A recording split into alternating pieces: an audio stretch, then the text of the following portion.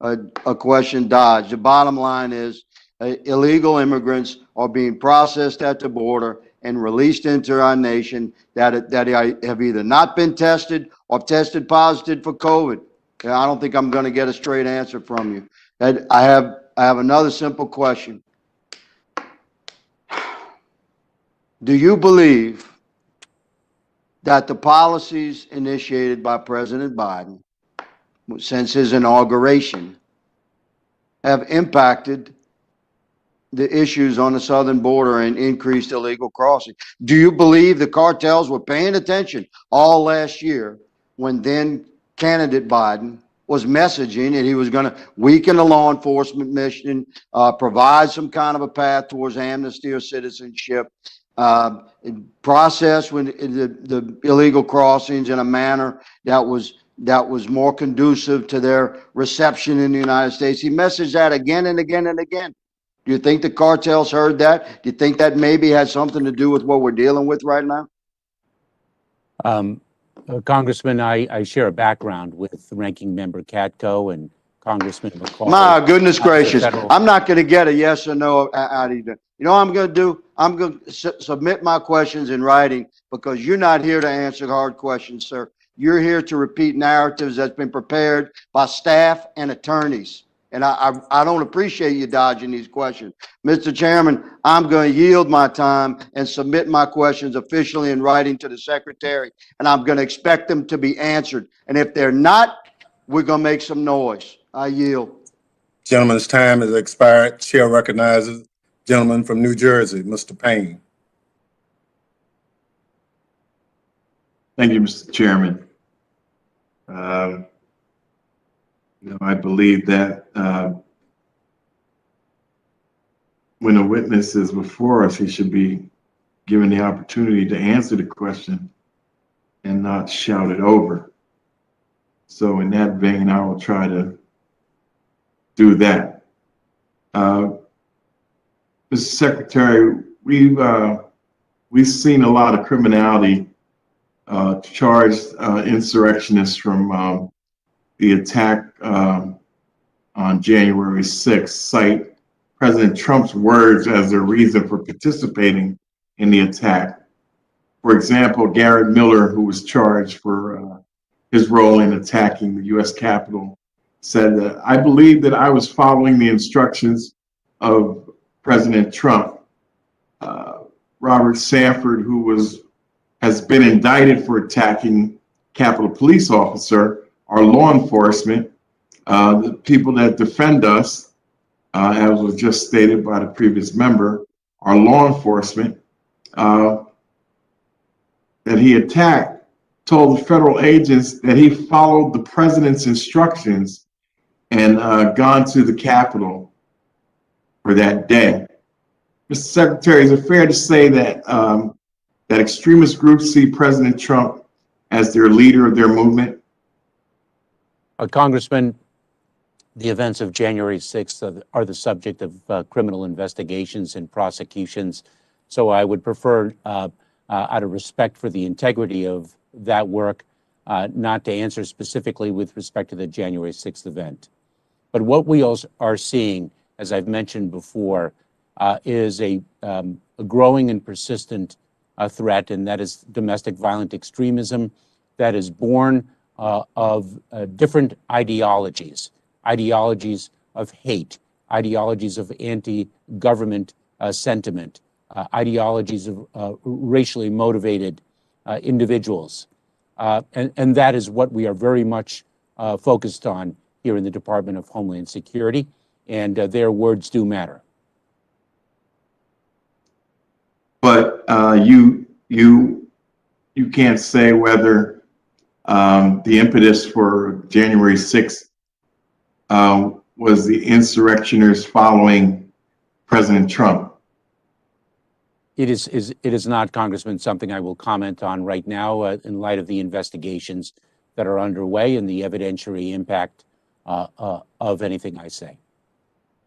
Ever since November 20th election, we've seen political leaders echo former President Trump's baseless lies that the election was stolen. Can you please share with the committee how repeating and amplifying these lies inspires and encourages the same extremists who attacked the Capitol on January 6th? Those pronouncements, Congressman, are not fact-based. They are actually in defiance of the facts. I think Chris Krebs, who led the Cybersecurity and Infrastructure Security Agency during the prior administration, who did a superb job, and I have seen the results of his great work each day, indicated that based on evidence, based on data, that the election was conducted with integrity and that the votes were not manipulated. So basically, the loser of the election was just really just playing sour grapes and trying to sway the American people to believe that there was something inherently wrong with the election. Is that correct? Congressman, I focus on election security with our state, local, tribal, territorial partners. That is what I am focused on. Okay, so the president's echoes were baseless. Thank you, Mr. Chairman. I yield back the balance of my time. Thank you very much. Chair recognizes the gentleman from Mississippi, Mr. Guest, for 5 minutes.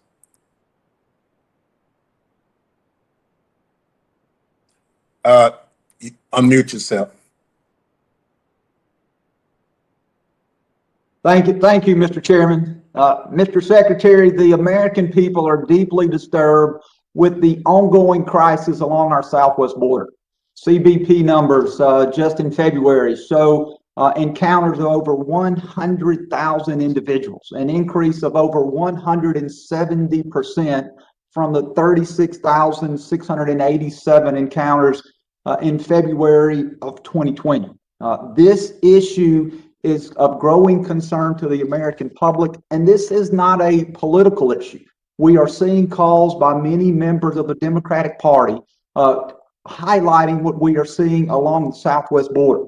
Representative Cuellar said earlier, we are weeks, maybe even days away from a crisis on the southern border, and action is simply not an option. Our country is currently unprepared to handle a surge in immigrants in the middle of a pandemic. We see Democratic Representative Vicente Gonzalez say, I can assure you it won't be long before we have tens of thousands of people showing up on the border. And it will be catastrophic for our country, for our region, and for our district. We heard just this week, Senator Joe Manchin. Senator Manchin said, whatever message was sent, it was interpreted the wrong way. It is a crisis. Oh, it is a crisis. I know in statements that you've recently made, you talk about how we are on pace to encounter more individuals on the southwest border than we have in the last 20 years. In February, there was a letter signed by over 50 members of Congress. That letter was sent to the president. A copy of that letter was sent to you. In that letter, the letter says, we write today to bring attention to the rising immigration crisis that is already beginning at our southern border, a mere weeks into your administration. That letter goes on to say, on your first day as president, you signed multiple executive orders aimed at dismantling the security of our border, rescinding policies from the Trump administration that were working as intended to halt the flow of illegal immigration, the Biden administration directives on stopping the building of border infrastructure, revoking policies aimed at carrying out interior enforcement, halting deportations for 100 days, and suspending the Migrant Policy Protections, MPP, have all communicated that our borders are open. We know that the February numbers of 100,000 individuals over 28 days works out to an average encounter of over 3,500 a day. In 2019, at the surge of the crisis along our southwest border, Former DHS Secretary Johnson, who was secretary under the Obama administration, he was questioned about this. And just 2 years ago, he said, I know that 1,000 cases a day overwhelms the system. I cannot begin to imagine what 4,000 a day looks like. So we are truly in a crisis. Mr. Secretary, we are approaching that 4,000 number that Secretary Johnson described as a crisis in the summer of 2019. In the summer of 2019, both Republicans and Democrats came together. They recognized that what we were seeing, the surge across our border, was an immigration crisis, and it was a humanitarian crisis, and it was a crisis that must be addressed. We saw President Trump put forth policies that almost immediately began to address the overcrowding that we saw across our southwest border. And I will tell you, it is time that this administration do the same thing. In less than 60 days, they have completely destroyed what was a successful policies, or roll back those successful policies by the Trump administration. Mr. Secretary, I will close my statement to you with a statement made by former Secretary of State Colin Powell. Secretary of State Colin Powell had what he referred to as the Pottery Barn Rule. The Pottery Barn Rule said, you break it, you own it. Mr. Chairman, at this time, I yield back. Gentleman yields back. Chair recognizes for 5 minutes, Mr. Correa.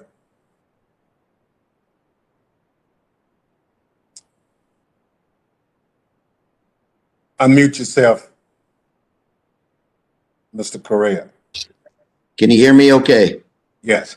You got it. Thank you, Mr. Chairman, for this hearing, and Mr. Secretary, welcome. Let me again touch upon an issue my colleague brought up, which is the issue of COVID-19 testing at the border. Are you testing all the refugees? And for those refugees that are not turned away, for those refugees that may come into the United States for further evaluation of their case, if they test positive, do you isolate them for the requisite time to make sure that our communities are safe? I know you wanted to elaborate on those, the solutions that you have, so I want to ask you to please elaborate. Please be succinct, specific, and factual. Thank you, sir. Thank you, Congressman. So we have 4 different ways in which we test individuals who come into the country whom we do not expel. We work with community-based organizations and local officials. We release them into those community-based organizations so that they are tested and quarantined there. And we provide 100% reimbursement through FEMA to the local entities and the community-based organizations, provided the state authority does not stand in the way. We work with states when those states have the capacity to test and quarantine. We are working now with funds appropriated by Congress to fund directly community-based organizations and local facilities to conduct the testing and quarantine. And when those 3 options are not available, we have now retaining a vendor to test individuals who are in CBP custody. And if in fact they test positive, we transport them to ICE facilities for quarantine before release. That is our 4-point architecture, and I appreciate the opportunity to share it with this committee.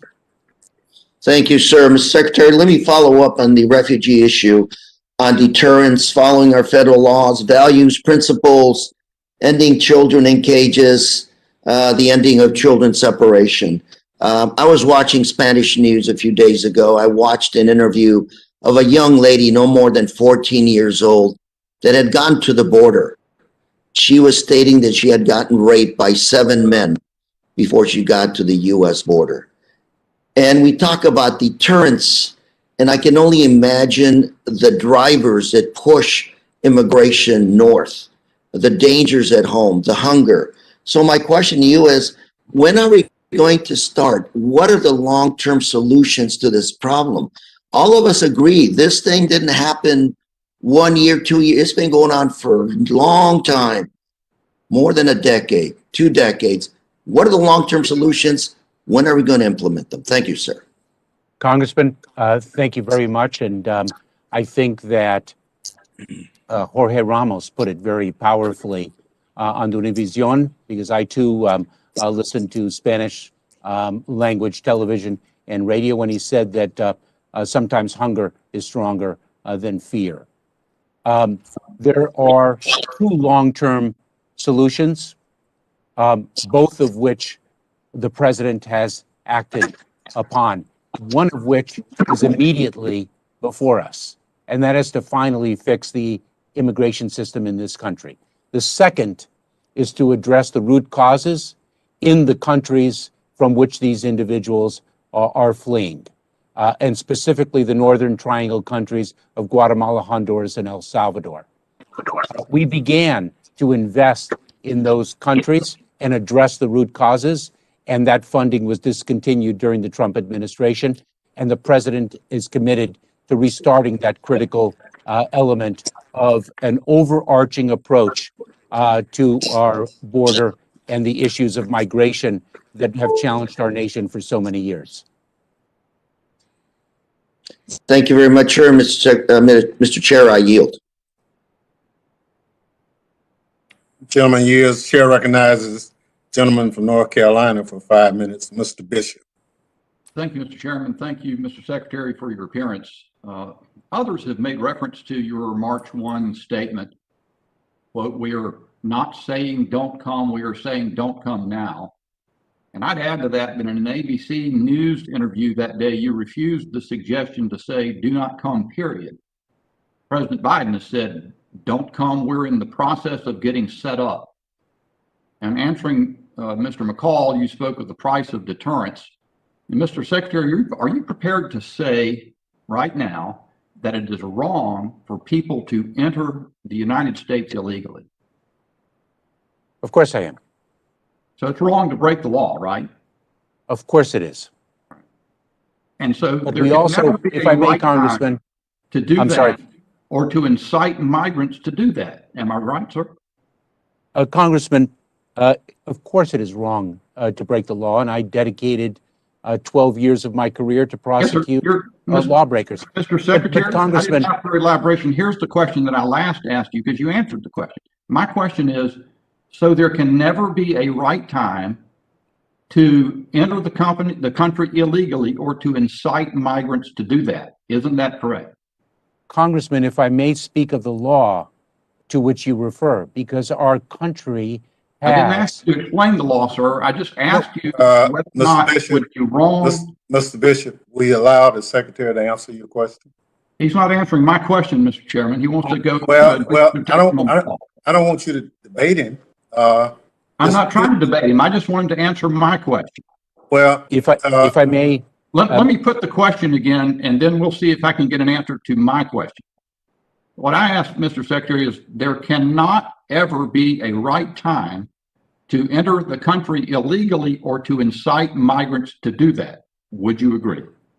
A claim of asylum, an individual fleeing persecution by reason of his or her membership in a particular social group, a claim of asylum is a claim that is recognized by law in the United States of America. And an individual who makes a claim of asylum is not breaking the law by doing so. And In fact, as a law enforcement officer, I enforce the laws of accountability as well as the humanitarian laws that Congress passed. All right, sir.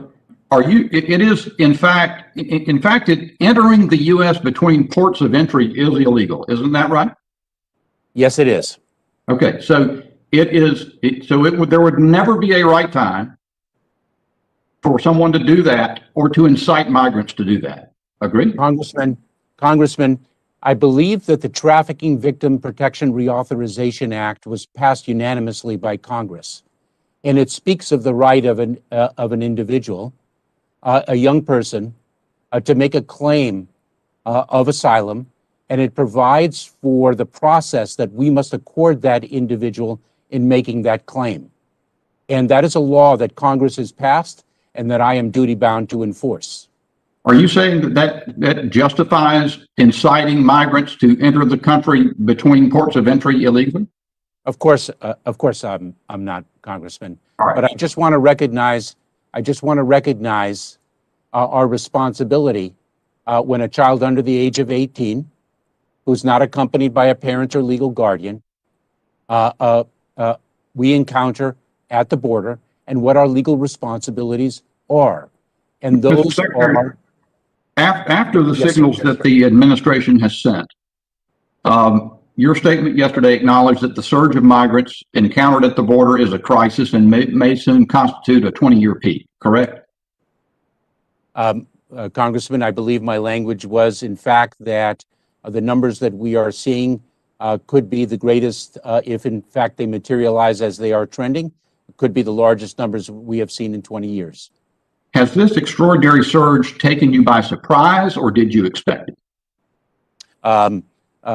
Congressman, I'm focused on galvanizing the talent and dedication of the men and women of the Department of Homeland Security to meet Okay. that challenge, and that's what we did. I just want a yes or no to the question of whether you expected the surge that we've seen, or you are surprised by it. I don't know that I had any particular expectation one way or the other. I just knew what we needed to do when we confront a situation, and in fact, we are doing it. So if it took you, if you didn't have an expectation- Gentleman's time has expired. Thank you, Mr. Chair Chairman. recognizes the gentlelady from Michigan for 5 minutes, Ms. Slotkin. Hi, Secretary Mayorkas. Thanks for being here. I have two questions, one on immigration and one on domestic terrorism. And I will say, as someone who's still relatively new to Congress and who sat and questioned Secretary Nielsen when she came in front of us 2 years ago, I have rarely seen an issue that is more politicized and used as a political weapon than immigration. And I will say, as a former CIA officer and Pentagon official, there is no contradiction between providing significant security for our borders and treating people humanely. There is no contradiction between keying immigration to our economic needs and giving people a lawful way to come and work here so they don't have to cross the border illegally. All of these things are not, they don't contradict each other.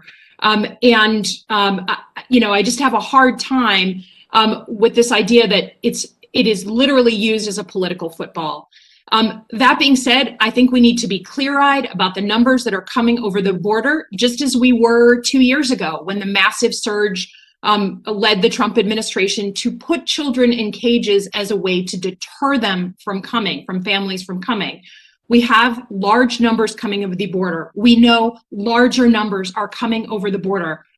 We know that you are trying to deal with it. The men and women are working on it. But let me ask you about going forward. Comprehensive immigration reform. We all talk about it. We all use it as a talking point. The other side of the aisle had 4 years to propose something and never did. But can I ask you, do you believe that any immigration reform must address fundamental changes to our immigration system, not just sort of turn people into citizens or give them a pathway without changing the system going forward? And if so, what are the reforms to that system that you're going to push in your meetings with the White House to ensure we're not just going to be in the same situation 5 years, 10 years from now? Thank you very much, Congresswoman.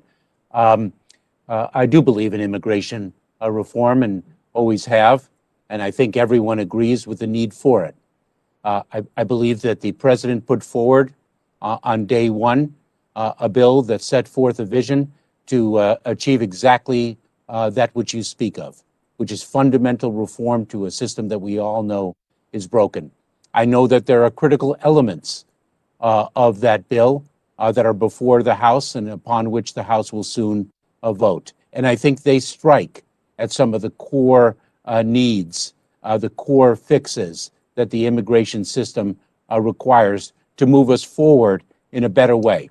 Okay, I appreciate that. I would say just an honest reading of the bill, it is hard for me to understand how in a comprehensive way we actually make it easier for these folks who are risking their lives to come across the border to instead apply to legally work here. And it is hard for me to understand how some of our businesses, our farm workers, our tourism industries are going to actually have an easier time getting legal immigrants to come work here. That's what we all want. And I would just ask you to make sure that any bill that comes across, any final bill, actually shows us how the system is going to reform, not just temporarily change. On the issue of domestic terrorism, your entire department was created because of the attack on our homeland on 9/11. The department wouldn't exist without that. Can you tell me today on the issue of domestic terrorism? You noted in your testimony that lone wolf domestic terrorism was or domestic violent extremism was your biggest worry. Are you currently more worried about domestic violent extremist lone wolves than you are about foreign terrorist lone wolves? Congresswoman, the threat picture evolves, as you well know, given your past experience in the intelligence community. The threat picture is an evolving one. It's a very dynamic threat. When I started in the Department of Homeland Security back in 2000, I just have very little time. I'm sorry, Mr. Secretary. Yeah, I think people deserve to understand the order of magnitude of this threat. it is right now, forgive me, Congresswoman, right now, at this point in time, domestic violent extremism, the lone wolf, the loose affiliation of individuals following ideologies of hate and other ideologies of extremism that are willing and able to take those ideologies and execute on them in unlawful, illegal, violent ways is our greatest threat in the homeland right now. Thank you. Thank you, Mr. Chairman. Thank you. Gentlelady's time has expired. Chair recognizes gentleman from New Jersey, Mr. Van Drew, for 5 minutes. Thank you, Chairman. You know, there's an old saying, it isn't rocket science. Well, some of this isn't rocket science, and it's so obvious. I mean, quite frankly, 2 months ago, we didn't have problems. We had some problems, but they were certainly greatly diminished over time. And we had agreements with Mexico. We had agreements with other countries, and we were able to make a very terrible situation much, much better and much safer. The increase in the flow of undocumented has been huge. The numbers are staggering. So for anybody to say that we're not dealing with a crisis, and by the way, it's just a matter of 2 months. I guess it's amazing how much, when you change leadership, how much change can really occur. And sometimes, quite frankly, it's not good change. Single adult and family unit apprehensions have been increasing steadily since January 20th. Under the previous administration, Customs and Border Protection saw fewer than 1,000 family units per week attempt to enter our country illegally. Now, under President Biden's leadership, it's overwhelmed. CBP is overwhelmed. They're dealing with 6,000 attempted family crossings per week. Mr. Secretary, don't tell me this isn't a crisis. It is. Folks may not want to admit it. They may not want to say that we've had a radical change in literally about 8 weeks, but we have. And we've put a different message out. And when you put a different message out, you get a different result. Currently, the Department of Homeland Security does not have a comprehensive strategy to contain the spread of COVID-19 that we're so worried about, and it's occurring through the release of migrants at the border. Additionally, many are not even being tested for COVID-19 while being released, which is mind-boggling with all the time and work we've spent on this. The situation is not acceptable. The situation is not sustainable. We are a nation of the rule of law, which demands strong borders. And the previous speaker was right. With strong borders, then you can actually attempt to straighten out, to fix this immigration problem. But when you just have people pouring in, you can't. So my question is, your department's releasing thousands of migrants from CBP custody on their own recognizance, with a notice to appear. You say there's a plan to test everyone, but senior officials from the department told us in a briefing last week that you were not testing everyone in CBP custody and have no ability to quarantine people who test positive. So this is mind-boggling when we've been so worried about this issue of COVID, and now what we're doing, we literally are going to create possibly another spike. We've heard from government officials along the border that people are not being tested for COVID-19 prior to their release. And people who are positive for COVID-19 are entering our public transportation systems. This is serious stuff. Besides the fact that we're not obeying the rule of law, besides the fact that people are just pouring into our borders, we're going to make people sick. I would like to know specifically how many people have been released on their own recognizance from CBP since January 20th, 21. Will you commit to sharing those numbers on a weekly basis with this committee? Yes or no? Congressman, I will share the data with you, and I very much look forward to speaking with you when we're not so limited in time, because I disagree with so many of the statements that preceded your question. Well, Mr. Chairman. I understand that, and maybe we will have that opportunity. I disagree with you disagreeing. How's that? Because all I know is I'm a simple guy. I look at 2 months ago and we had a certain situation, we were under control, and I look now with people crossing the border illegally in much larger numbers with shirts with our president's name on it. That means something under anybody's standard. Of those released, how many have been COVID-19 tested and how many have not? That's a specific number. Interestingly, Congressman, if we look at the 2019 numbers in February, we take a look at unaccompanied children, and the numbers in 2021 are slightly greater than they were in February of 2019. If we look at individuals and family units, the numbers were far greater in number in 2019 than they are in 2021. So it's a complex issue, and those of us who have studied migration for many years understand the episodic surges that can occur.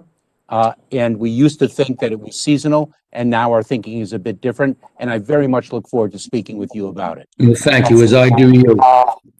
How many Gentleman's time has expired. Chair recognizes. Thank you, Chairman. Yes, Chair recognizes Mr. Cleaver, who's having technical difficulties, but I think we can hear you. Go ahead. Thank you, Mr. Chairman. Hopefully, I'll come through. I apologize for whatever this issue is, but thank you very much for holding this hearing, and thank you, Mr. Secretary, for being here. If I had my choice, when I wake up in the middle of the morning, the committee that I would like to serve on because of the issues that it deals with, it would be this committee. That's due in part to our chair, but also to the men and women such as yourself who work in this issue on these issues where there's very little praise. But Mr. Secretary, congratulations on your confirmation. But I have a couple of questions. Is there intelligence to suggest that cartels have 2 million human beings or youth in the pipeline? I'm trying to. That information was given earlier by one of our members, and I'm just trying to figure out where it came from and where I can do a little bit more research on it. Can you help me on that pipeline issue, please? Congressman, I have not seen data to suggest that number. I haven't either. And from the time I heard it today, I started going through everything I could find, and I can't find that number. My issue, you can't solve this, and it's I don't think Chairman Thompson can solve it either. It's a national issue we have, and I don't know how it surfaced, but that number will continue to encircle the Americas as a fact, and I can't find the fact, the source of the fact, and so I'm sitting here writing a note to you, asking if you could help, and you're saying you don't know the source of that information. I've never seen a figure like that. I don't know of its basis, and I don't know of any reason to believe that data that apparently was just expressed this morning is anywhere close to being true. I will say also, Congressman, if I may, because there have been statements made that we don't have a plan, and I haven't had an opportunity to respond to that. That's unequivocally false. Of course we have a plan. We have a short-term plan, we have a medium-term plan, and we have a long-term plan, and we're executing on all fronts. And to address the situation at the border that is upon us right now takes time. And we are working around the clock to do it. And this is what we do, and we will succeed. I believe in the men and women of the Department of Homeland Security, and I believe in our commitment, our capabilities, and we will get the challenge tackled. Thank you, Secretary. And my time is running out, but I wanted to ask you, so I guess the cartels are not sending out a press release saying, telling how many people they have in the pipeline. You don't have to answer that. But I mean, that gave me my headache for today. The other one is, do you have any idea about the youngest individual who have come into our custody from south of the border? There are children, Congressman, who are infants to the age of 5 that come into the border. I confronted a situation of 3 young siblings under the ages of 10, the youngest one being 2 years of age, whose mother didn't make it along the dangerous journey. And that's why we communicate as we do, not to take that dangerous journey, as we build legal pathways that the law provides for people to seek humanitarian relief in our nation. Thank you. I think has my time run out yet? If not, my question was, this word Antifa, I've been looking it up. It goes all the way back to Spain, and it was actually began to be used during the reign of Hitler, fascism in Germany. It was an opposition to fascism. Until Monday, until January, I didn't know Antifa from my Aunt Edna. That's my grandfather's sister down in Waxahachie, Texas. So at first I thought it was a relative or something, but what is Antifa? Is it an organization, or is it what is it? I mean, I hear it every day from everyone on one side. Antifa is an abbreviation, if you will, for anti-fascist. Congressman, there are different ideologies of extremism that we are focused on to the extent that they manifest themselves in illegal conduct, to the extent that they manifest themselves in violent acts. As I mentioned before, domestic violent extremism is one of our most urgent threats to the homeland. Thank you, Mr. Secretary. Thank you, Mr. Chairman.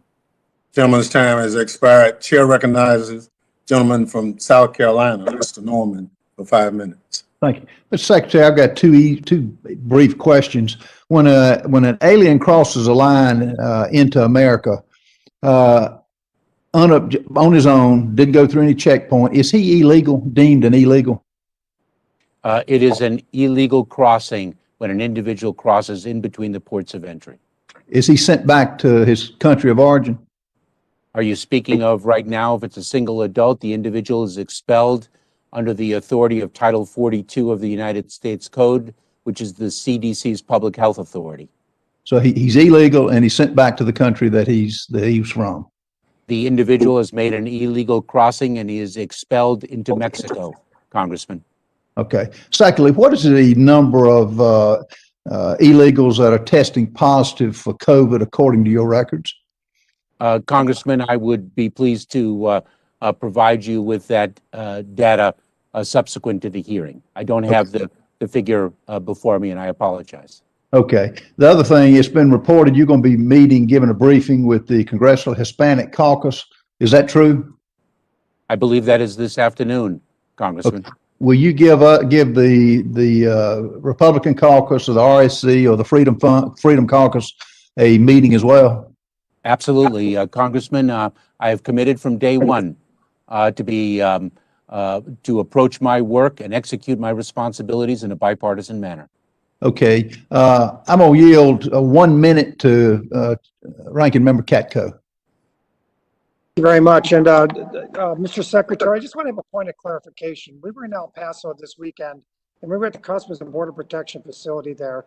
There was 1,000 people there, was at capacity. And I was told specifically by your staff there that they did not test any of those 1,000 individuals. Excuse me, I'm sorry about the video issue.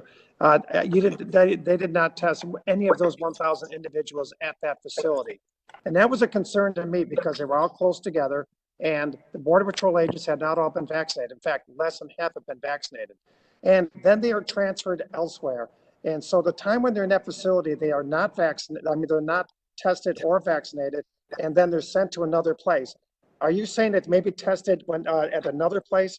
Because they're certainly not being tested down. I want to make sure the record's clear on that. Your question, if I may, Congressman, has two parts to it. Number one, they were not tested. If they're not tested at the Border Patrol station, as I outlined earlier, there are different capabilities upon which we are relying for the testing of individuals before they're released. We are instituting the capacity at Border Patrol stations to test, number one. Number two is that, and as I indicated earlier, the number of frontline personnel who have been vaccinated has jumped from 2% at the beginning of February when I assumed office to over 26% as of the end of February. And why? That is because of the commitment and dedication that we have made to protecting the well-being of our frontline personnel, and we have executed Operation Vaccinate Our Workforce. The Thank you, first Mr. thing I Secretary, heard but I just want to make sure we're clear, sir. I just want to make sure we're clear and the record's clear.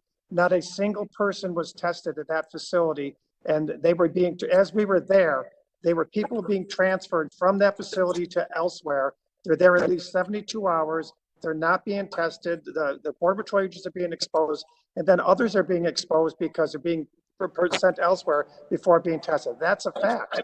That's just a fact. I want to make sure people understand that. Ms. Secretary, I want to reclaim my time. I yield the balance of my time to Dan Bishop. Gentlemen, from South Carolina. I yield the balance of my time to Dan Bishop. Thank you, Mr. Chairman. Mr. Secretary, are you aware of reports that 4 individuals on the terror watch list have been apprehended at the border recently? I am. What is, you made reference earlier to the price of deterrence and the prospect of people coming into the United States illegally and their rights to seek asylum. Would a terrorist have the right to enter the United States to seek asylum? Actually, sir, no. And if I may, a known or suspected terrorist, KST, is the acronym that we use. Individuals who match that profile have tried to cross the border, the land border, have tried to travel by air into the United States, not only this year, but last year, the year prior, so on and so forth. And it is because of our multi-layered security apparatus, the architecture that we have built since the commencement of the Department of Homeland Security, that we are, in fact, able to identify and apprehend them and ensure that they do not remain in the United States. And so we actually deny them entry based on our intelligence and based on our vetting procedures, which have only grown in sophistication throughout the years. That is not a new phenomenon. Gentleman's time has expired. Chair recognizes the gentlelady from New York for 5 minutes, Ms. Clark. Thank you very much, Mr. Chairman, and I thank you, Mr. Secretary, for joining us today. With your confirmation, I'm eager and elated to turn the page on the cruel, inhumane, and morally bankrupt policies of the Trump administration. It's time we spend less money on border walls and more money on firewalls to protect our networks. Instead of fear-mongering about immigrants, I'm looking forward to confronting the real threats of domestic terrorism as evidenced by the attack on the Capitol. Mr. Secretary, tomorrow the House will vote on the DREAM and Promise Act, a bill I proudly co-lead that will provide a pathway to citizenship for Dreamers, TPS holders, and DED recipients. I'm also proud to be co-leading the U.S. Citizenship Act, President Biden's plan to reform our immigration system, to provide certainty to those already here and address the root causes of migration. As we work to pass this legislation, can you discuss what effort DHS is already undertaking to improve the lives of those who depend on DACA, TPS, and DED after 4 years of fear, uncertainty, and instability? Thank you very much, Congresswoman. We have restarted the Deferred Action for Childhood Arrivals program, DACA, as it is commonly known. It is a program of which we are immensely proud. So many youth who actually are frontline personnel in the fight against the pandemic are DACA recipients and who benefit tremendously from the legislation that you have proudly sponsored and for which I am grateful. We have the president has in fact used deferred and forced departure as the law provides and as presidents in the past of both parties have done. It's something we too are immensely proud of. We can be, and we are both a nation of laws and a nation of immigrants. Thank you so much, Mr. Secretary. I want to turn to some of the devastating humanitarian crises we're seeing in Haiti, Yemen, nations like Cameroon, and elsewhere around the world. For years, I've fought for TPS designations for countries such as these, and I continue to believe these protections remain essential. Under your leadership, how will DHS determine whether countries qualify for redesignation? Thank you, Congresswoman. We in the Department of Homeland Security, through U.S. Citizenship and Immigration Services, study the conditions of countries that have suffered disasters, that suffer violence, military strife, and the like. We study those conditions to determine whether temporary protected status is needed in the first instance, or whether the country conditions militate in favor of the redesignation of a status previously provided.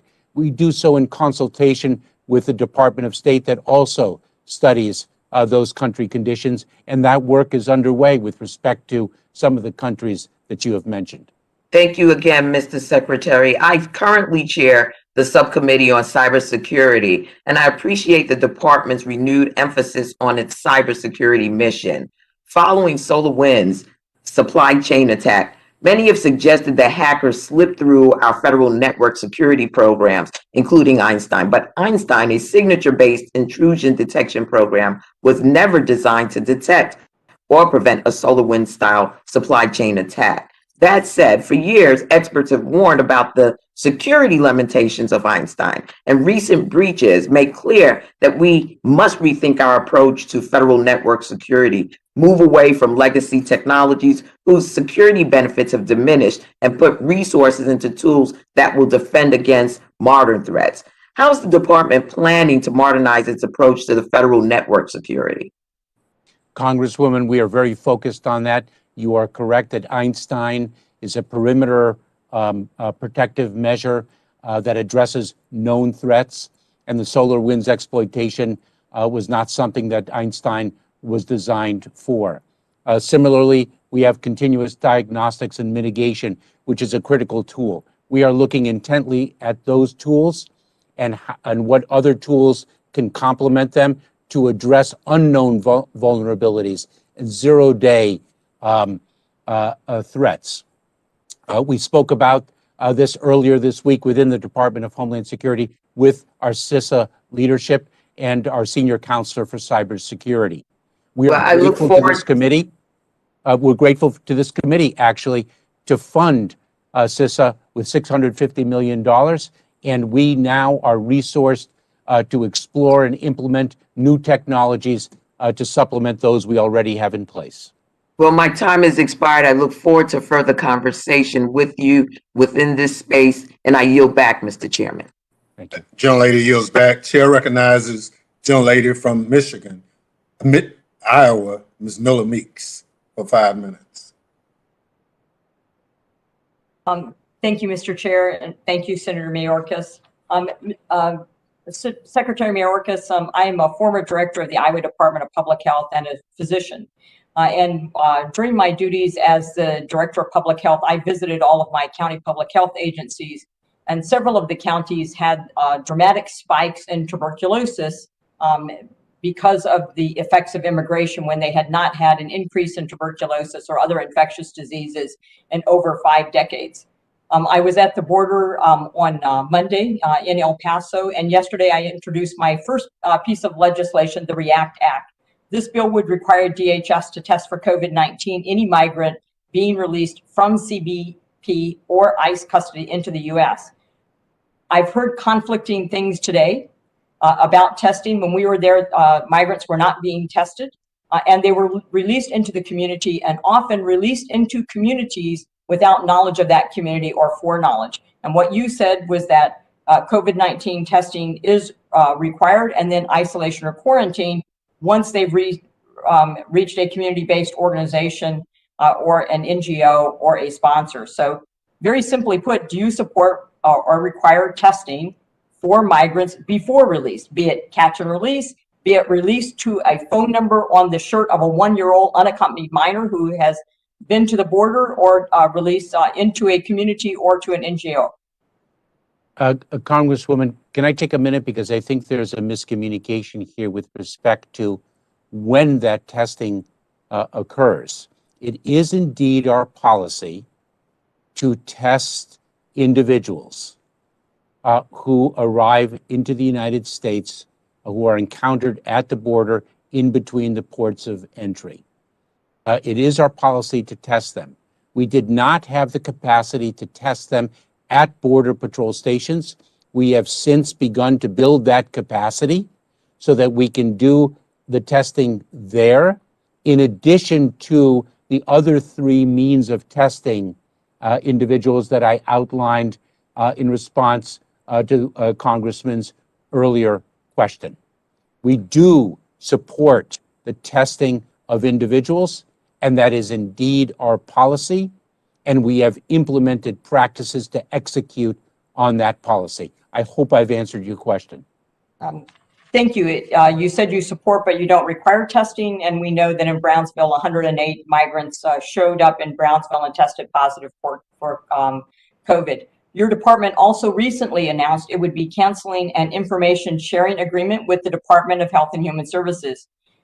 Personally, from what I experienced on the border this week, I think that's a mistake. We have unaccompanied minors as young, as you even said, some of them infants, but as young as 1-year-old, showing up with no adult supervision, with a phone number at which HHS is to call and turn them over to a sponsor. We need to ensure that the sponsors of unaccompanied minors are not going to turn around and traffic those minors. We've seen cases of this happening. This was conveyed to us by the Border Patrol agents and by the Border Patrol Union members. We know a small fraction of the unaccompanied minors self-identify to HHS officials as gang members. For those that are teenagers and single unaccompanied males, that their age may be under 18, but there's no verification of what age they are. Information not flowing to ICE officials that lead to domestic gang forces and partner with school resources. How are you going to ensure that working with HHS that these children are not handed over to trackers? Is parentage or familial relationship being established by DNA testing or other documents vetting by DHS documented fraud experts? And will you continue to share information with HHS? Congresswoman, allow me to take a minute to clarify your misunderstanding of what is and is not occurring. The Department of Health and Human Services runs background checks on individuals to ensure that the individuals in whose custody a child will be released is in fact capable of and responsible for that child. Individuals with criminal backgrounds, individuals who in fact are not who they say they are, individuals with other derogatory information that establishes that they are not responsible sponsors for children. The Department of Health and Human Services does not place those children in those individuals' custody, number one. Number two, the memorandum that was on the books achieved precisely the problem of which you speak.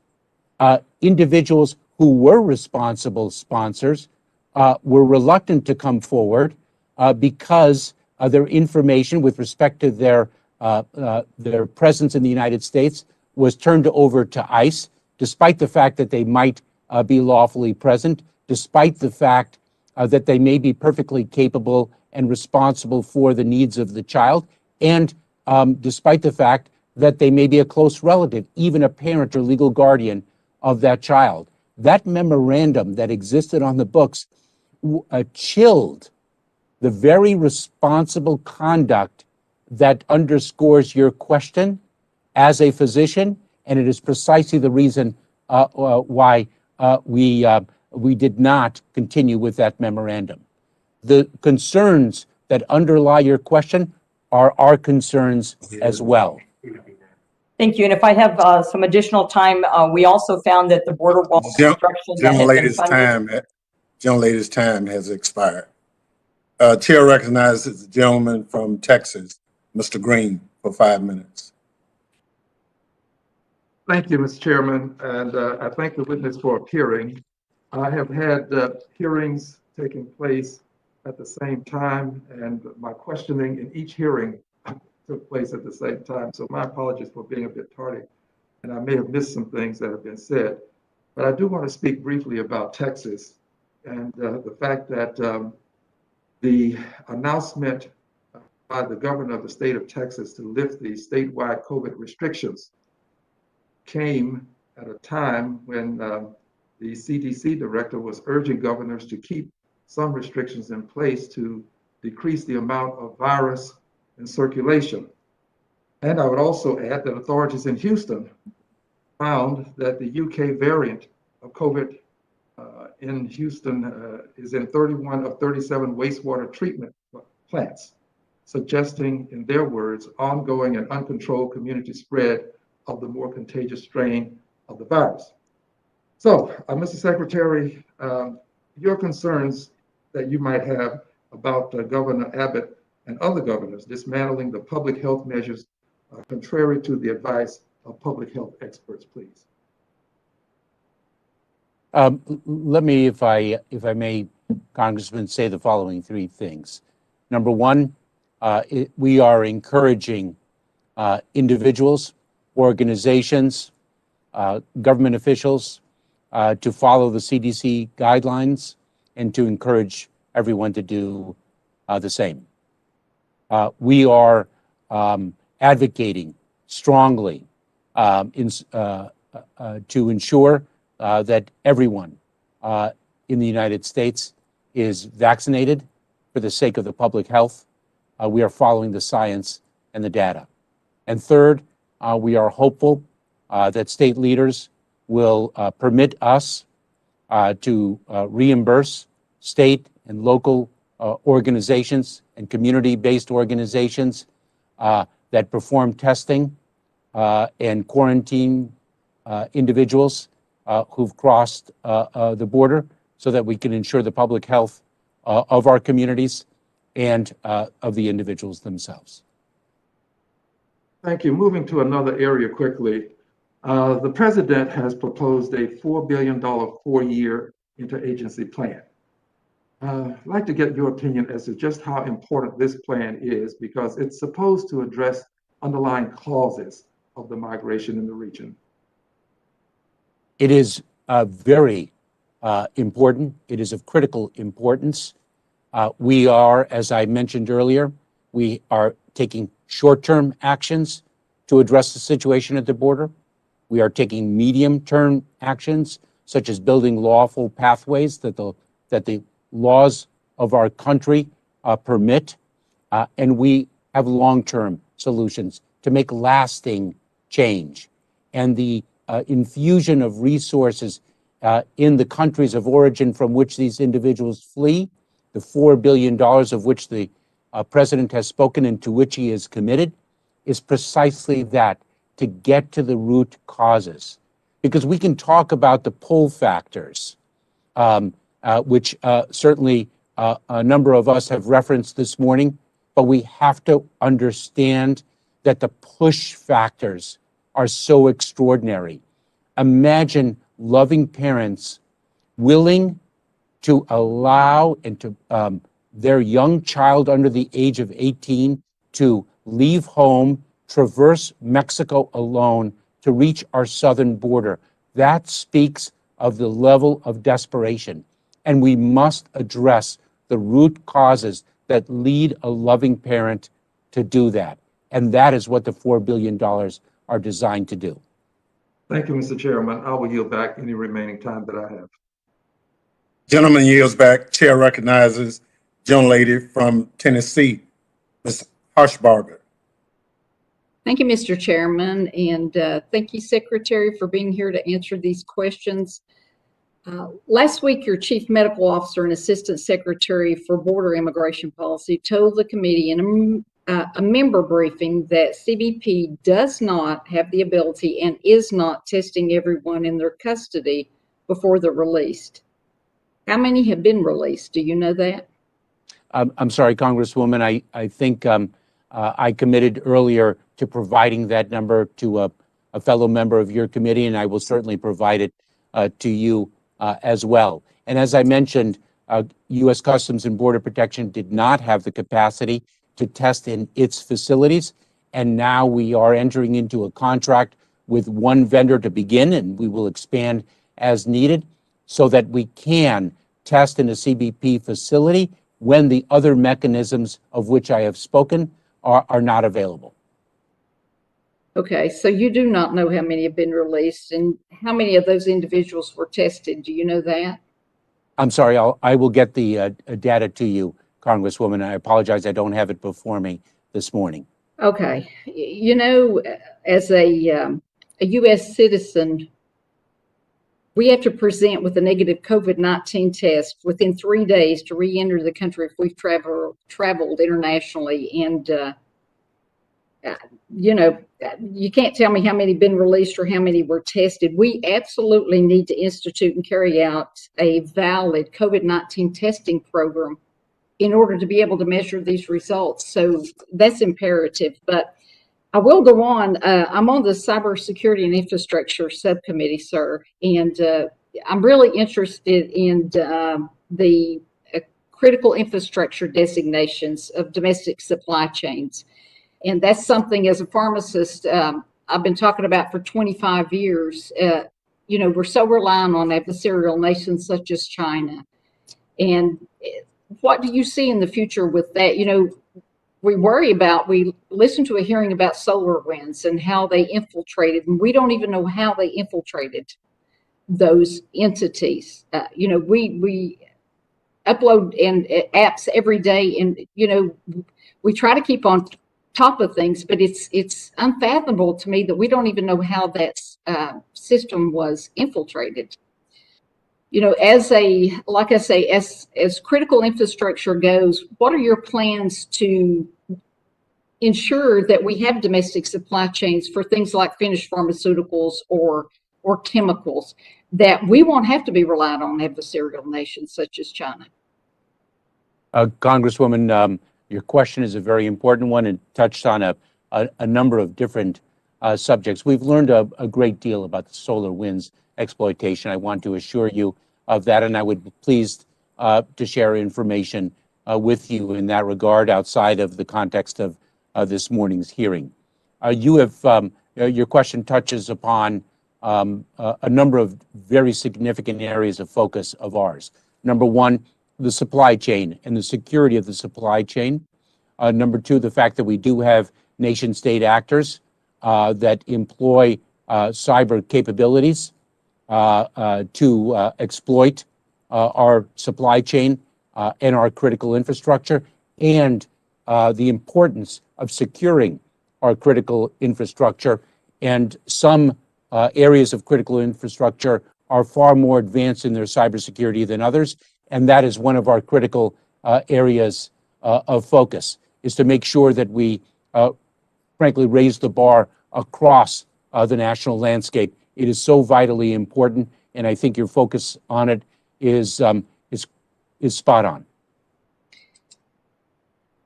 You know, I don't envy you in the position you're in right now, because nobody wants these immigrants coming over. They don't want them to be hungry. They want to take care. We're a giving nation. But we do, as Dan Bishop said, we are a nation of laws, and lawlessness breeds lawlessness. And without the COVID testing, over 100 people, from what I understand, have been released into these communities. Do these people know that these people have tested positive? I mean, do they know? Do the residents of those communities know? And this is such a threat that we have to quarantine for 14 days once we've been exposed to somebody.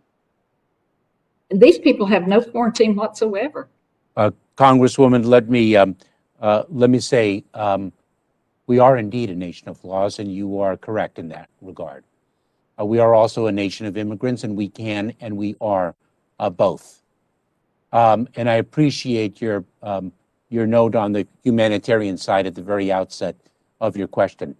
I must just repeat what I have said previously, which is it is our policy to test individuals. It is our policy to see that those individuals who test positive are quarantined.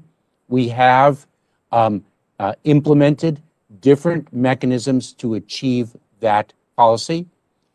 It is our responsibility to coordinate and communicate with local communities so that they understand what is happening. We need to do that with local officials. There have been times when we have not met our responsibility as well as we should have.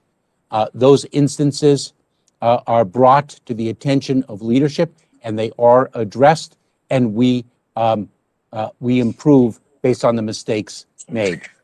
We are deeply committed to the mission. I just have one. Lady's time has expired. Okay. Chair recognizes the gentleman from California for 5 minutes, Mr. Swalwell. Thank you, Chairman, and welcome, Secretary. Secretary, I appreciate the challenge you face on the border, and what I don't appreciate, though, is the feigned concern of my colleagues about these being super spreader events. I mean, these are colleagues of mine who spent the last year going to super spreader events, a number of them at the White House. They mocked the mask mandates that we have here, and I just don't believe that they have a genuine concern of the health of the people on the border presenting any super spreader threat. But I do wish you well and want to work with you to address real issues on the border, humanitarian issues. My question, though, as it relates to COVID is, do you consider COVID do you consider naturally occurring biological diseases like COVID a threat to our homeland? I certainly do, and we have an office that is dedicated to that particular threat stream. We have quite a bit of research and development in our Office of Science and Technology addressing biological threats, Congressman. It is an area of focus, and it was when I was the Deputy Secretary of Homeland Security. And Secretary, does the office have a standing strategy to take on biological threats? It does, Congressman, and I would be very pleased to share that strategy with you and to speak with you about it outside the context of this hearing. Great. And Secretary, finally, what can we do when we looked at the recent attribution to Russia in its desire in 2016, 2018, and again 2020 to interfere in the election.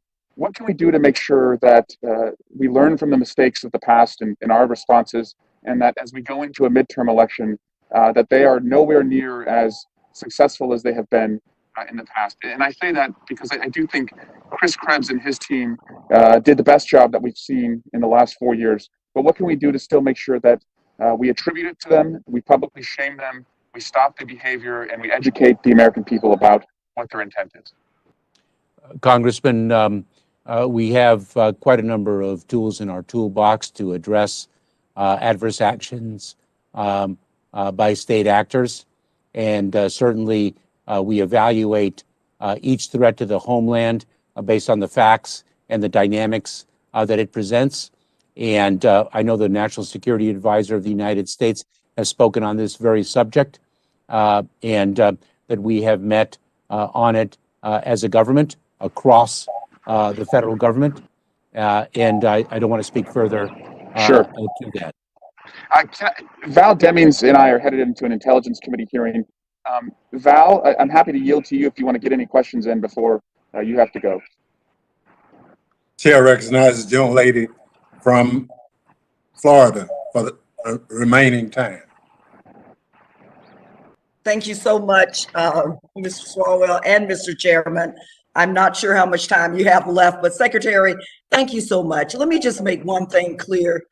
The safety of our nation is our #1 concern. And one of the things that I will not do, though, is to use law enforcement as political pawns, like unfortunately I have seen too many times, or my colleagues on the other side of the aisle do.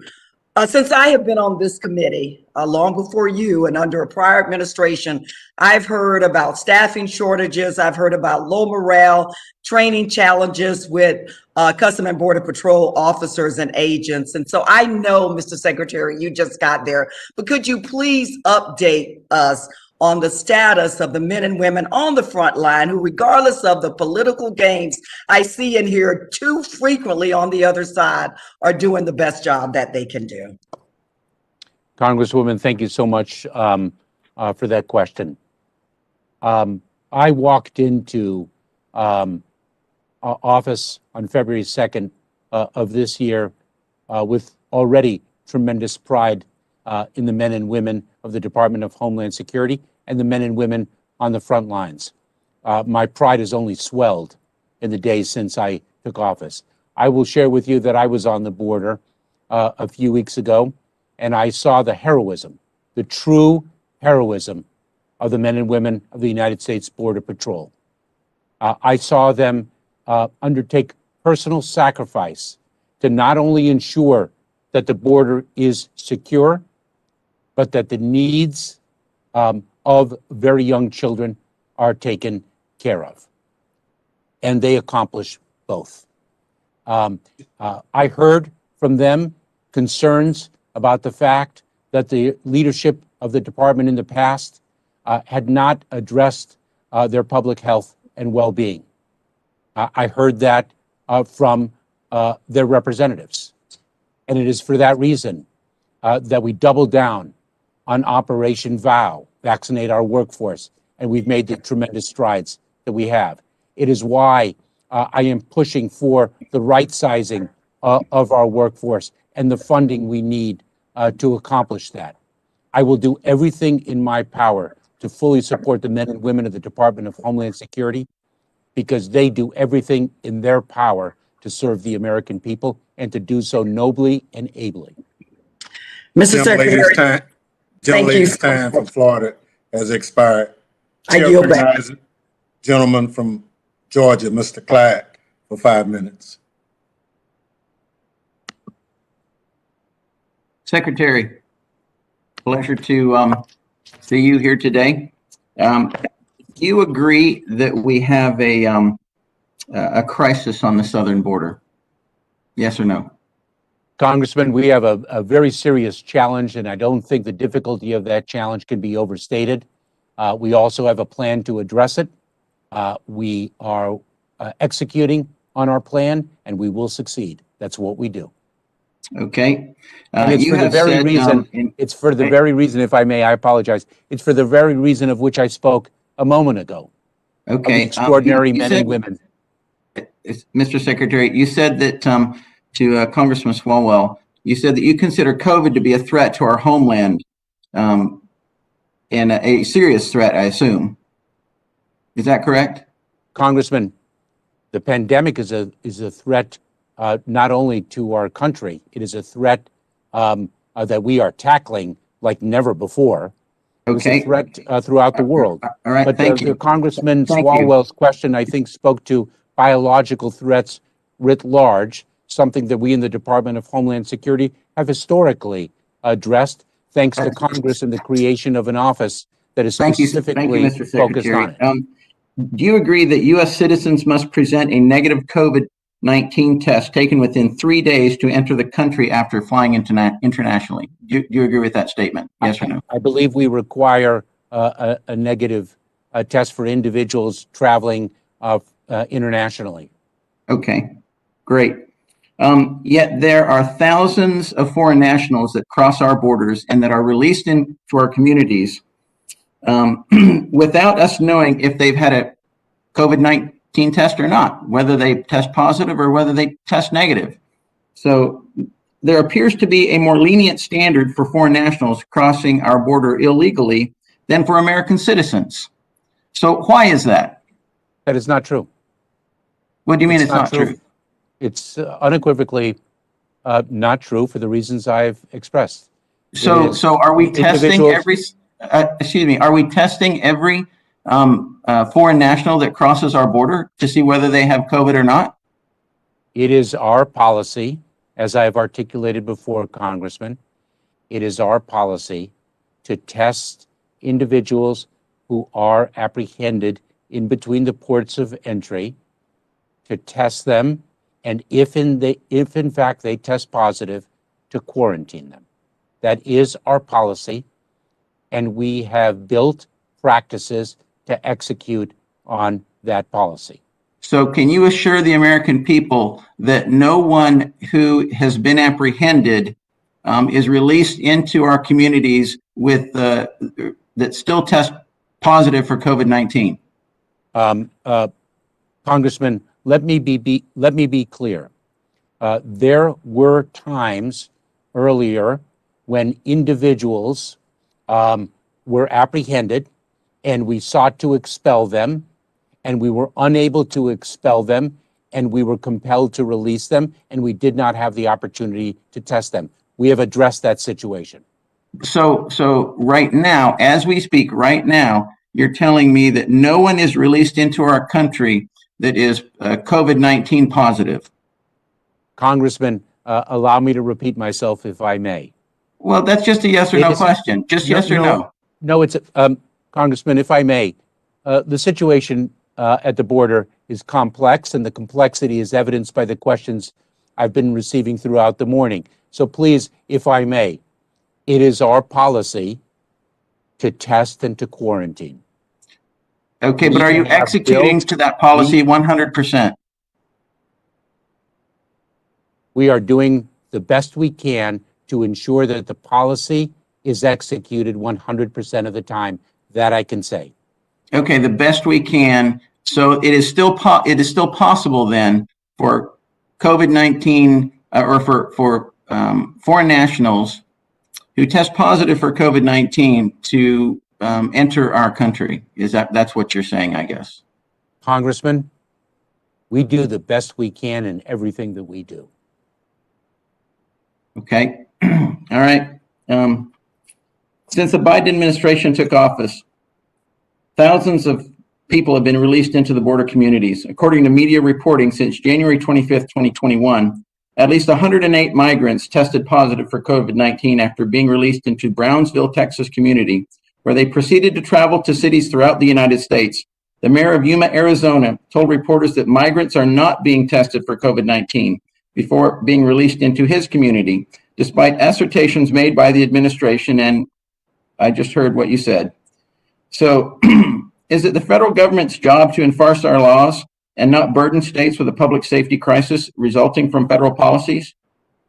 Congressman, it is our responsibility to enforce federal law, and the situations of which you spoke are precisely the situations that I provided in my answer to your prior question. There were instances in which individuals were released. And you mentioned Brownsville, and that is an example of that. In Yuma, Arizona, we didn't have the relationship with community-based organizations. They did not have the same footprint. And it is precisely why we built the additional practices to which I referred earlier this morning, why we've built different practices to plug any hole to ensure that our policy, to the best of our abilities, our policy that everyone is tested and quarantined as needed, and that is what we have done. What we do is we address a challenge.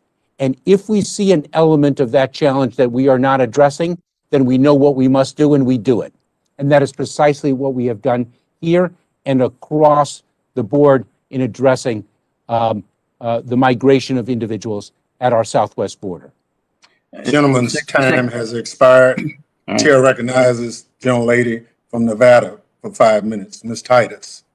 Thank you very much, Mr. Chairman, and thank you, Mr. Secretary, for being with us today. It is so refreshing to have a professional in this field, someone of your caliber, to head up Homeland Security. Over the past 4 years, it's been a revolving door. There have been about 6 different secretaries, some of them approved, some of them not, who knew very little about what should be going on over there.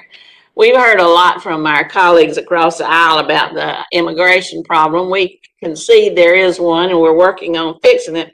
But I'd point out that a lot of that problem stemmed from some of the policies that Donald Trump had and from his own incompetence. There's evidence from CBP, for one example, is that the number of individuals who've been apprehended at the border has been on the rise since May 2020. So that's way back in his administration, didn't just start when Joe Biden took over.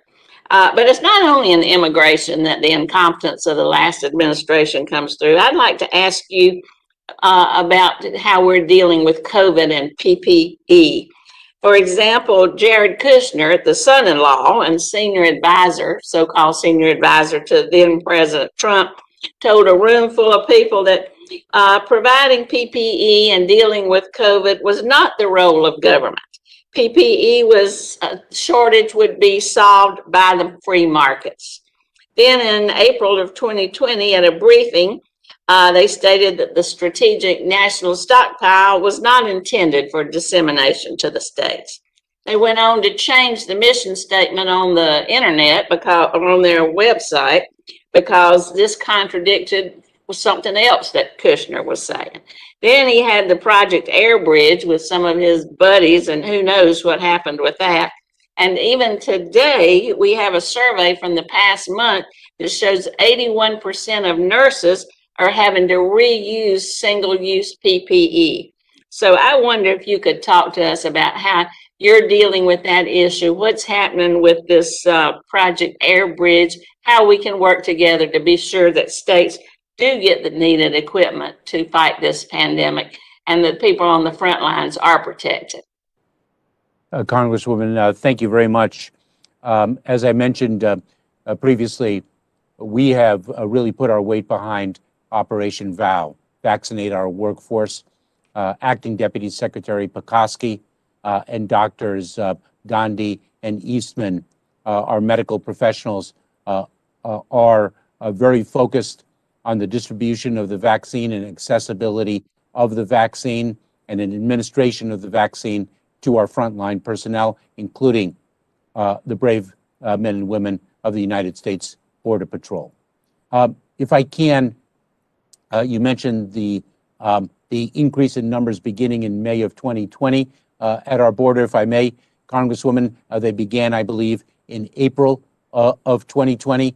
And one of the difficulties that we face with respect to the challenge of the border is the fact that our processes that pre-existed to address these challenges were dismantled in their entirety.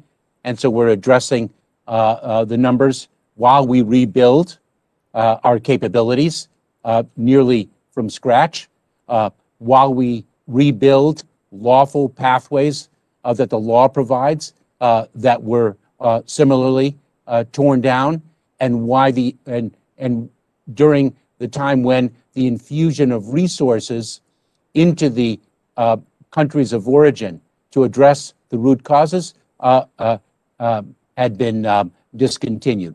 So the challenge has been made more difficult. And then we have, of course, the pandemic and our effort to protect our men and women, to protect the American people, and the individuals whom we are encountering and placing in our custody. Thank you very much. In fact, just a point of personal privilege, I would like to work with you on the UIC funding. This is a very important I represent Las Vegas, and it's very important to us that some of the changes Trump tried to make to that formula be readdressed so that we don't lose that needed funding to help us stay prepared for any kind of terrorist attack. Thank you, Congresswoman. I very much look forward to working with you in that regard. I'm very familiar with the formula that underlies the UIC grants. I understand some of the concerns with respect to that formula, and I look forward to working with you to ensure that the formula is what it needs to be beginning in fiscal year 2022. Thank you so much. I yield back, Mr. Chairman. Thank you very much. The gentlelady yields back. Chair recognizes the gentleman from Florida, Mr. Jimenez, for 5 minutes. Thank you, Mr. Chairman. And Mr. Mayorkas, it's a pleasure to see you here. Got a couple of questions. Is it unlawful for someone to enter the United States without the proper authorization? That's great. I'm sorry, without, forgive me, without proper authorization, whether you're a citizen, and whether you're an alien, you got some kind of visa to enter the United States. An unlawful entry into the United States is certainly unlawful. Yes. Okay, so somebody who doesn't have proper authorization entering the United States is an unlawful entry. Is that correct? Yes, that is correct, Congressman. You stated on, I believe, on several occasions, people have asked you. You made a statement to migrants across the border that were looking to come into the United States. Don't come now. Have you said that? I don't recall, but I think the message is, in fact, not to come to the border, not to take the perilous journey. The border is not open. We are expelling individuals by reason of the public health situation under the CDC's Title 42 authority. We are rebuilding, I should say, legal pathways for individuals who have claims for relief that the laws of the United States recognize and support. So you didn't say don't come now. You're saying don't come unless you meet one of these criteria. Is that your position? If you are speaking of individuals who are seeking to come to the southwest border, the message is do not come. Do not come, unequivocally. Do not come. That is correct. Okay. Thank you. I had the privilege of being with some of your agents this past Monday, and they were quite candid in what they required to do their job. Number one was personnel. You said that, and I'm not sure if this was you wanted to right size or you want to have appropriate number of people staffing at Customs and Border Protection.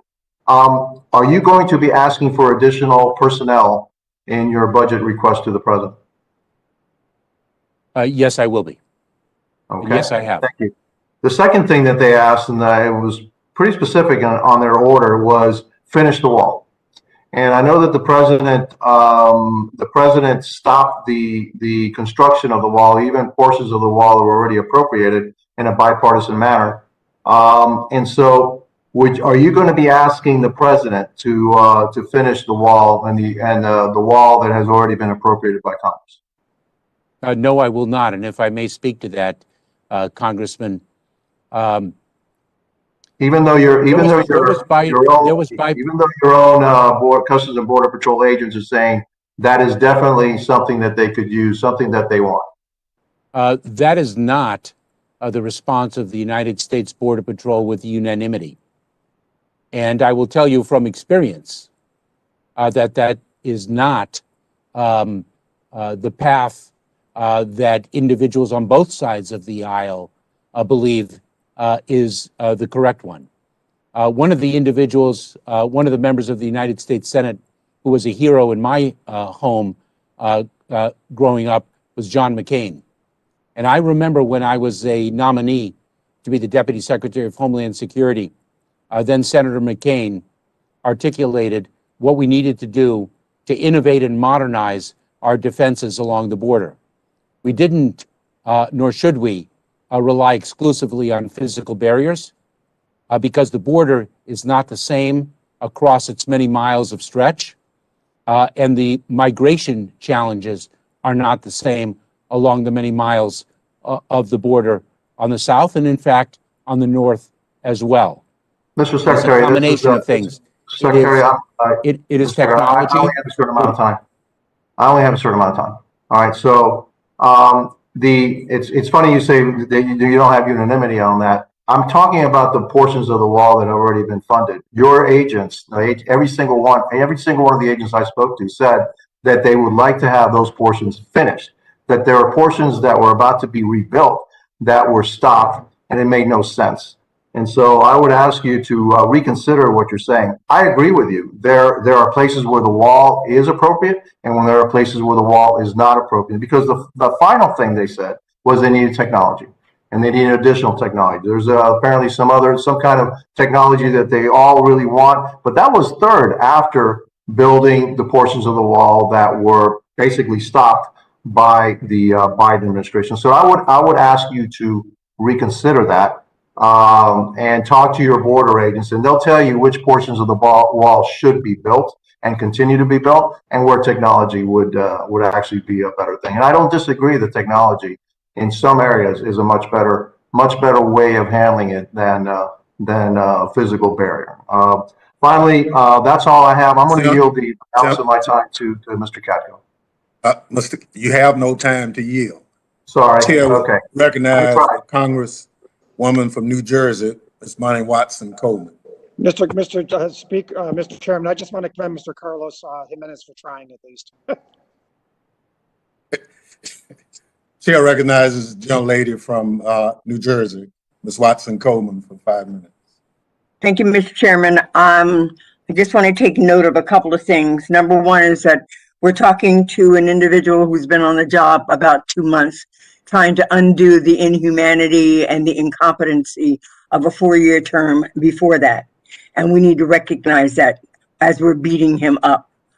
Secondly, it is really interesting for me to see that my Republican colleagues have so many concerns that children and migrants may very well be spreading the coronavirus. So let me just start by saying that I'm glad to hear that they're interested in it and that they're concerned about the pandemic. But I would note, though, that not one Republican in Congress voted for the American Rescue Plan, which provides desperately needed resources to fight this pandemic and provide relief to the American family. So it poses a question to me as whether or not we're really feigning concern and care at this point. But Mr. Mayorkas, I'd like to switch my the area of question with you. I am the subcommittee chair of the TSA subcommittee, and I want to talk to you about the TSA workforce. I am concerned that the predicate upon which it was originally designed, giving the department flexibility and therefore not giving the individuals the kind of same protections on the front lines that Title V of the U.S. Civil Service Act code provides, has now resulted in individuals who've worked for this agency for some 20 years, who've never seen a decent increase in pay, who don't have the same rights and privileges and protections that other unionized employees receive. That I think is unfair, and that I think is unnecessary. And I think that we're now entering an administration that has greater respect for the value of unionization and the value of equity and equality among the workforce. So I know that some of these things, particularly putting these individuals under Title V is something that you can do administratively, and I would hope that you would. But if not, we're also willing to engage in a legislative response to it. I, in fact, am a co-sponsor of Mr. Thompson's bill that would do just that. Well, what I'd like to ask you is, are you willing to work with us to try to accomplish this from an administrative perspective, and that we can certainly codify it later on? Congresswoman, thank you so much. I most certainly am. I will tell you that I am very focused on this issue. I've spoken with Chairman Thompson about it. I have spoken with union leadership about it, and I've spoken with the personnel throughout the TSA establishment about it during a town hall that we had last week. It is an issue with which I am familiar by reason of my prior service, and I am studying it very carefully and with urgency because I understand the concerns that you have, and I share them. Thank you very much. I'm not sure how much more time I have left, but at some point I'd certainly like you to tell me what you were doing to improve upon the backlog of the H-4 visas, because the backlog had the former administration's incompetence in dealing with this area as well resulted in a backlog, resulted in women not having jobs outside of their homes. It's impacted family incomes, and it has actually robbed us of high-level skills and education that would be helpful to us in our economy. Thank you, Congresswoman. I look forward to meeting with you and understanding better your concerns in that regard. I'm very familiar with U.S. Citizenship and Immigration Services and its struggling financial situation. I'm aware of the financial assistance it received from Congress because of that. I'm a member of the Appropriations Committee, and I need you to know that I am an ally when it comes to ensuring that the Department of Homeland Security has the resources that it needs in order to be able to accomplish its diverse responsibilities. I also fully recognize that that agency has been starved. It's been starved of talent, and it's been starved of manpower and woman power. And I will do anything that I can to ensure that you all are treated with the respect that you need in order to keep us safe and secure in the homeland. And thank you, Mr. Chairman. I yield back. Gentlelady yields back. Chair recognizes gentleman from Kansas, Mr. LaTurner, for 5 minutes. Thank you, Mr. Chairman. Thank you, Mr. Secretary, for being here today. I appreciate your time. I want to talk about something fundamental because that's what's on the minds of the people that I represent in Kansas. President Biden imposed a so-called deportation moratorium. He ceased unilaterally construction of the southern border wall, terminated the migrant protection protocols. His border immigration policies and rhetoric undermine, in my opinion, a core American value of American life, and it's the rule of law. This principle has guided and sustained our country for more than 2 centuries. If we reward unlawful migration with the greatest prize anywhere in the world, and I think you would agree with that, which is American citizenship, we will erode the legitimacy of our immigration system, which is the most generous system in anywhere in the world. So, Secretary, what message do you think this is sending to the millions around the world who play by the rules, who respect our laws, and are waiting their turn to come to our country for the chance at a better life? Congressman, we have had a broken immigration system ever since I can remember, and I've never heard anyone say otherwise. And yet we haven't been able to fix it legislatively. And it is my hope that we finally do. The migration challenge that we are facing at the southwest border is not new. We confronted it in 2019 and 2014 and before then. And it is a reflection of the fact that our system is broken. It is a reflection of other facts as well, of which I have spoken in my testimony earlier. Mr. Secretary, excuse me. Do you think it's a reflection of the rhetoric of President Biden and the policies that he has implemented since coming into office. Do you think that has had an impact on the increase? I do not. The American people heard that answer and they are not buying it. Mr. Chairman, I'd like to yield the remainder of my time to the ranking member, Catco. Gentleman from New York is recognized for the balance of the time. Thank you, Mr. Chairman. And just a couple of things, and I'm, Mr. Mayorkas, I think you'll be happy to hear that I got a question that's not about the border. So, but I do have to make a couple observations first. I want to commend you, first of all, for acknowledging that while it is the policy or of the Homeland Security to have 100% testing at the border, you're nowhere near there. And I appreciate you for acknowledging that. And when you get 100% testing of everyone that comes across the border, I would appreciate it just letting us know, because I want to personally congratulate you when that happens. Second of all, with respect to you not recalling whether or not you said don't come now, I'm looking at a White House briefing from March 1st, and it states, quote, from you saying, quote, don't come now because we will be able to deliver a safe and orderly process to them as quickly as possible, end quote. Does that refresh recollections whether you said before don't come now? Congressman, the point is, the bottom line is. No, I understand. Just wondering if you refresh your recollection. The bottom line is that the border is not open. I understand. Okay. That we had. Sir, I thank you very much. I thank you very much. And I just appreciate you answered the question correctly. And that's another quick observation, and that was that when I went to El Paso this weekend, I spoke to probably 100 different Border Patrol agents, some of whom have been assaulted. One of whom described the incident within a night or two before, where they came across where there was not good fencing, and they had been assaulted by people coming across, and they were injured. And there wasn't a single one of those 100 people who didn't say that we should finish the barrier because it does help keep things under control. So I'll just offer that up for your consideration and the consideration of the administration. But the question I have for you, sir, is about cybersecurity and the CISA director. As you're aware, the CISA finds itself at the forefront of not just one, but two potentially very significant cyber intrusions facing federal networks and the private sector. And as I said in my letter to President Biden last week, I'm very concerned about the delay in nominating a CISA director. Can you speak to the delay in naming the nominee? And would you agree that now more than ever, we need a permanent political leadership at CISA?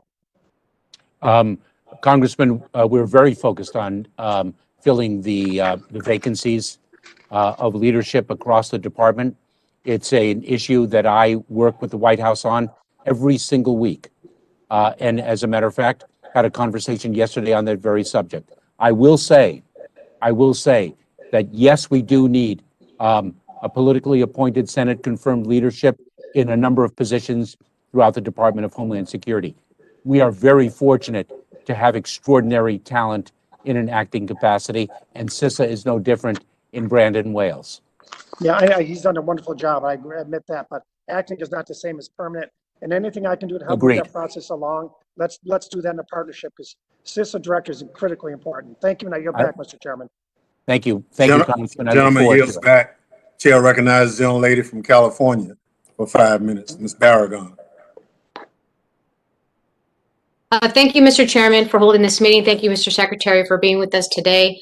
Mr. Secretary Mayorkas, I want to turn to a topic of deported veterans. In this country, we have people who sign up to serve in the military. They can go fight in war. And if they get killed in war, they become a United States citizen. But if they survive and come back home, they can still be deported. I think that's completely unacceptable. And on both sides of the aisle, we should all be raising an alarm bell.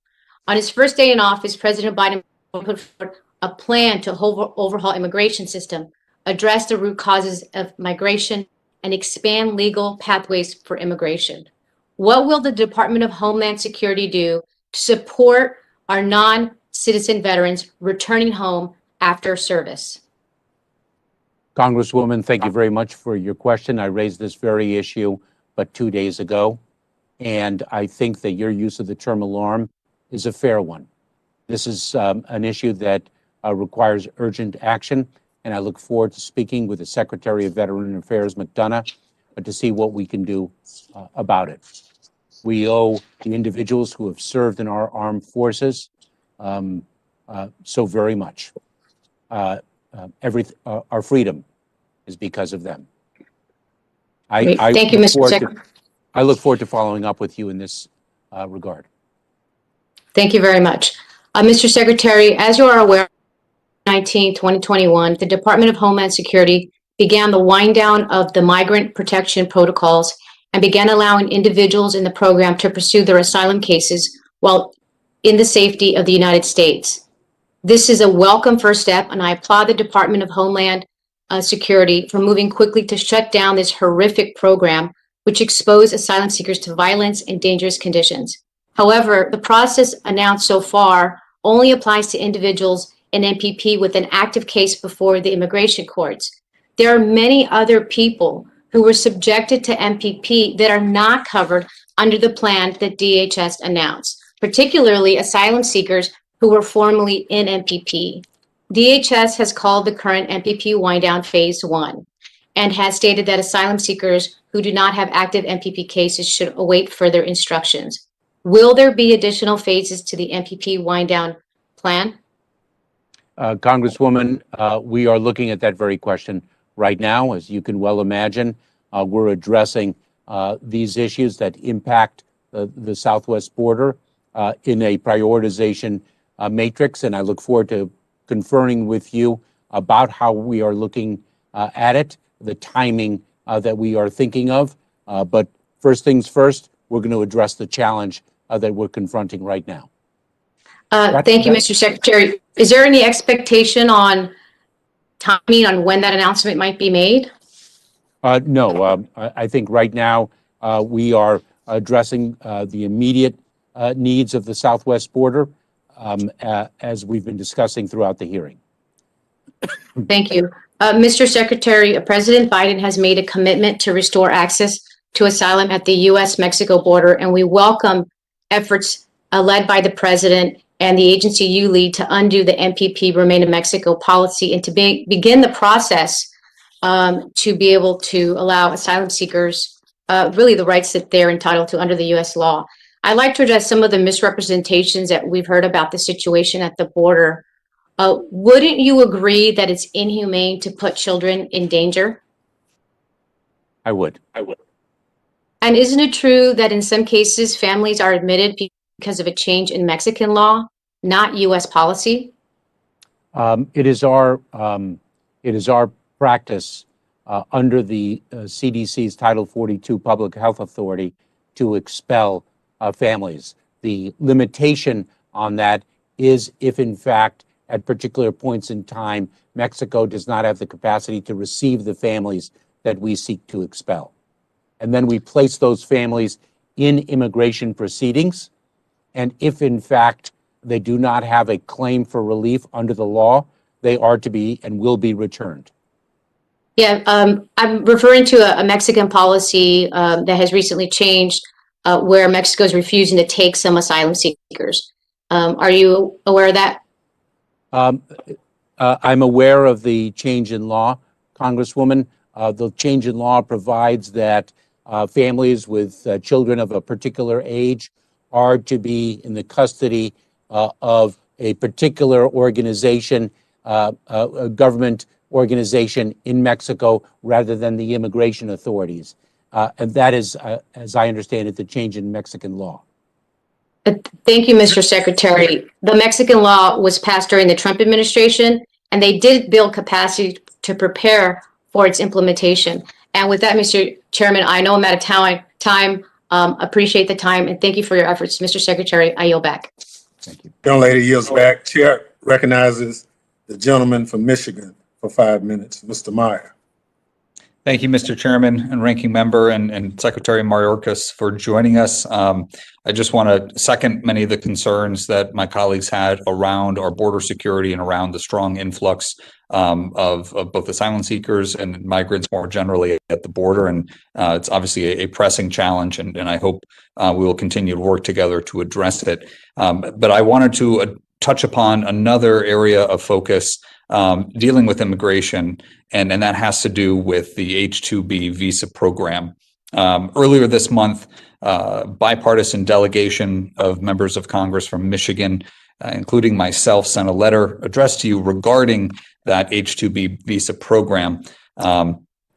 These visas are incredibly important to the economy of Michigan and to many folks who are both in the dealing with especially seasonal tourism workers. And I think there is a strong need and a collective desire to fix this program so we can offer our businesses, especially those bouncing back from deep struggles over the past year due to COVID and the lockdown restrictions that we've had, to make sure that they're well situated in order to come back as we're on the upswing this summer. So we have many small and seasonal businesses in Michigan that rely on H-2B visa holders for employment. They struggle to find employment otherwise that is not just seasonal visas. And we are a state that has a strong domestic tourism component in the spring and summer months. So this is a vital component of our economy. And not too long ago, DHS announced that the 33,000 H-2B visa cap for the second half of the fiscal year was already reached. Now, there still remains a critical labor shortage and a need for seasonal business workers across Michigan, in addition to the rest of the country.